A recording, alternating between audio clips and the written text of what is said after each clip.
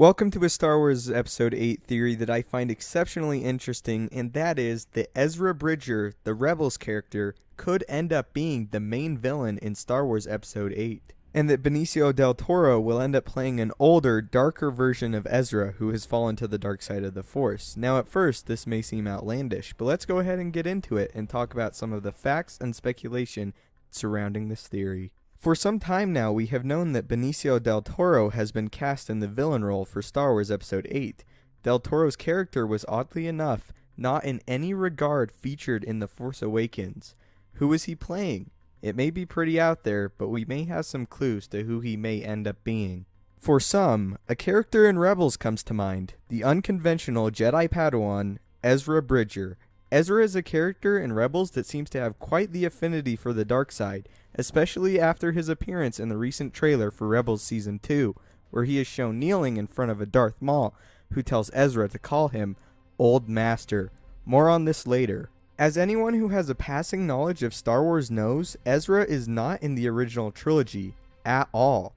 Odd, considering Rebels only takes place 5 years before A New Hope, and that Ezra is a young boy during Rebels, being approximately 14 years of age during Season 1. So what happened to him? Where is he? Is he even alive at all?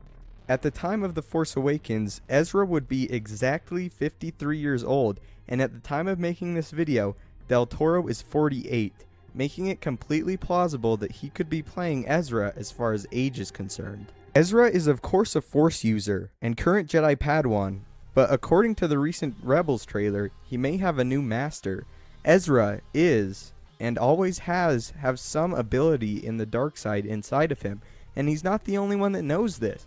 In fact, it seems to come off of him so prevalently that even Darth Maul and Jedi Sentinels can feel it exuding off of him. If these Force-sensitive individuals feel it, who else might be able to feel it as well? Enter Snoke. Snoke, being wise, powerful, and old, might have felt Ezra's power as well. This may lead to Snoke seeking out Ezra to take him as an apprentice, since in the Force Awakens novelization, it is stated that Snoke has had many apprentices before Kylo Ren. Could Ezra possibly be one of these past apprentices? Could he be one of the founding members of the Knights of Ren? Again in the trailer, we see Ezra activate a stable green crossguard saber. This appearance of such a weapon could be a clue to how Kylo heard of such a weapon later on in the Star Wars timeline. How incredibly interesting would it be if Kylo got the idea for a cross-guarded saber from a now aged Ezra and Knight of Ren?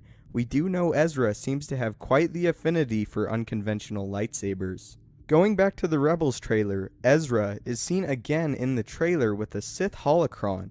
Could this be a breadcrumb and a trail that ultimately leads to Snoke? Could Maul end up being a piece of the trail as well? Could Maul actually be a founding member of the Knights of Ren along with Snoke, and a stepping stone to the mysterious organization of the Knights? Video on this will follow in the future. The sad and simple truth is that no main characters from Rebels are in the original trilogy, so why not? I do realize many will most likely meet bitter ends for their cause, but I hope not all will, including the youngest member of the Ghost's crew. I hope that Ezra will ultimately escape the fate of the others, and spend the time period of the original trilogy training with Snoke and gaining power. The part I find most interesting about this theory could be that it would be clear that Ezra would have a disdain for Vader after what he's experienced at Vader's hand, a very different view from what Kylo Ren seems to have, creating an interesting dynamic between the two potential Knights of Ren. Ezra also seems to have some of the same abilities that Snoke finds so unique and powerful in Kylo, that being the ability to use the light and dark side of the Force effectively. This may also be a reason why Snoke might seek out Ezra.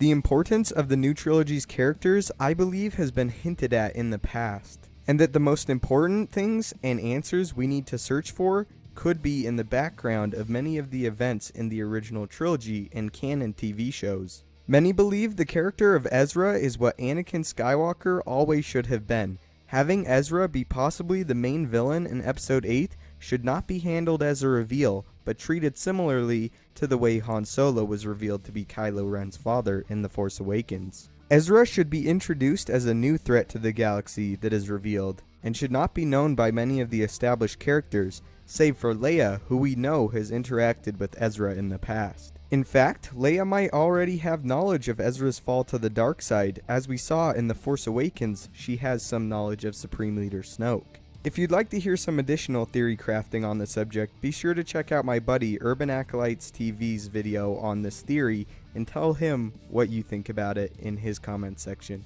Anyway guys, so what do you think? Who is Del Toro playing? Is he a new character? An old friend turned enemy? I guess we will all find out when episode 8 is eventually released. Thank you so much for watching and commenting, it means the world to me. May the Force be with you, and have a great day.